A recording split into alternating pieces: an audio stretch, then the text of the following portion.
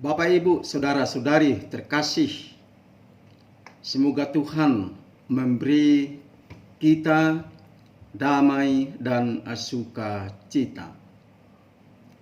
Unity in diversity, satu dalam perbedaan, hadir kembali di tengah-tengah kita dengan topik mewujudkan teladan Bunda Maria masa kini. Kini Oktober ceria kembali hadir di tengah-tengah kita. Kendati pun kita masih dihantui dengan momok yang untuk sebagian orang menakutkan perihal sepak terjang COVID-19.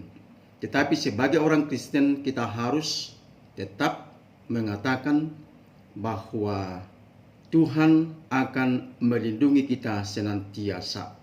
Karena itulah saya mengatakan selamat datang Oktober ceria. Karena Tuhan hadir dalam setiap langkah kehidupan kita. Oktober bagi kita umat Katolik syarat makna. Karena kita kembali terarah secara istimewa kepada sosok Bunda Maria, Bunda pemersatu segala bangsa, Bunda yang berbelas kasih. Ia hadir sebagai seorang ibu yang teguh, taat dan pasrah penuh iman. Seruannya, "Aku ini hamba Tuhan, terjadilah padaku menurut perkataanmu," adalah bukti bahwa ia menyerahkan diri sepenuhnya kepada penyelenggaraan Tuhan. Dan Maria siap menanggung resiko sebagai seorang ibu bagi Yesus. Baik bulan Mei maupun Oktober adalah bulan yang dikhususkan untuk menghormati Bunda Maria. Tradisi devosional yang sangat populer di kalangan gereja Katolik ini berjalan sudah sejak lama. Berkaitan dengan ditetapkannya juga Maria sebagai Ratu Rosari yang makin mempopulerkan doa Rosario menjadi doa yang mempublik, doa yang merakyat. Sebenarnya, devosi terhadap Maria juga berkaitan dengan ziarah yang umumnya lebih banyak dikaitkan dengan bulan Mei, bulan ziarah kunjungan Maria kepada Elizabeth, tanggal 31 Mei. Sedangkan bulan Oktober lebih dominan kebaktian yang bersifat internal, membangun sikap doa yang kusuk dengan berdoa Rosario. Maria ditetapkan sebagai Ratu Rosario 7 Oktober, diikuti oleh peristiwa-peristiwa untuk menghormati Bunda Maria sebagai Bunda yang berbelas kasih. Namun demikian, saudara-saudari terkasih, penghormatan bukan menyembah. Banyak orang lain salah kaprah bagaimana sikap Bunda Maria, sikap orang Katolik terhadap Bunda Maria. Menghormati, bukan menyembah. Bunda Maria bukan hanya terbatas pada bulan Mei dan Oktober saja. Saya tegaskan kembali, penghormatan bukan menyembah. Bunda Maria bukan hanya terbatas pada bulan Mei dan Oktober saja, tetapi sepanjang waktu. Karena Maria yang adalah Bunda Yesus telah memberikan dirinya juga menjadi Bunda Gereja. Sebagai seorang ibu, Maria pantas dikenang dan dipuji dalam rangkaian seluruh waktu. Dan pada waktu ini, Bunda Maria makin dicintai oleh banyak orang, bukan hanya Katolik. Semakin banyak orang menghadiri devosi dan doa novena Bunda Maria. Tidak sedikit juga orang mendoakan doa novena 3 kali Salam Maria, puji syukur 215. Dan banyak mereka mengatakan bahwa doa-doanya kepada Tuhan dengan pengantaraan Sang Bunda terkabul. Maka rasa kagum kita kepada Maria tentu harus disertai dengan bukti di kehidupan sehari-hari.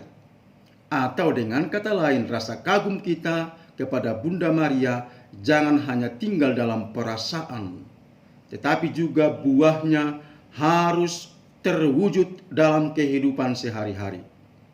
Menghidupi teladan Bunda Maria sekarang ini, kita wujud nyatakan dengan cinta kepada doa rosario. Ketika berdoa rosario, kita bukan hanya terarah kepada Bunda Maria, tetapi juga kepada Yesus sebagai Sang Penyelamat. Di dalam doa rosario juga terangkum semua doa lain, syahadat, para rasul, Bapa kami, Salam Maria, dan kemuliaan.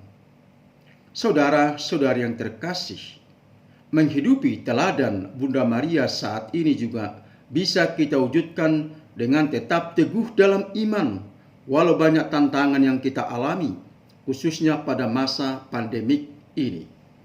Bunda Maria bertahan bersama Sang Putra, dan ia terus setia mengikutinya sampai wafat di salib.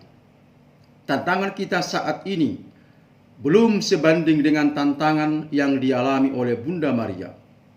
Bunda Maria menerima segala tantangan hidup dengan setia. Puncaknya ialah saat putra yang dikasihinya wafat di salib.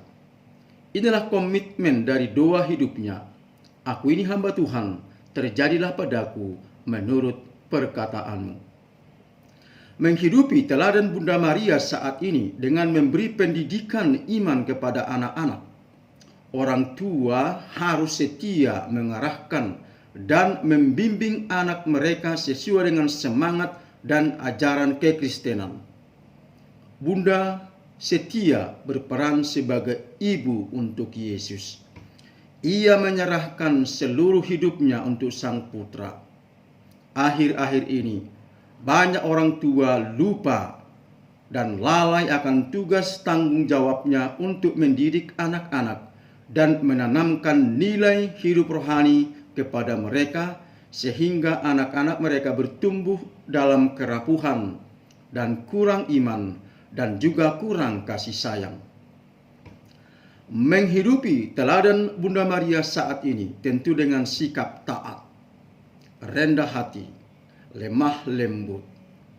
Bunda Maria menunjukkan dirinya terutama bukan dengan perkataan, tetapi dengan iman dan perbuatan. Maka ia sering menyimpan perkara dalam hidupnya, tetapi buahnya terwujud dalam hidup keseharian. Sikap rendah hati mengajak Maria pasrah penuh iman kepada Tuhan. Maria mengandalkan Tuhan. Kita meniru Sang Bunda Maria, meneladani dia, dan pasrah taat penuh iman kepada Tuhan. Selamat datang bulan Oktober, selamat datang bulan Rosario. Mari kita melaksanakan dengan penuh sukacita. Amin.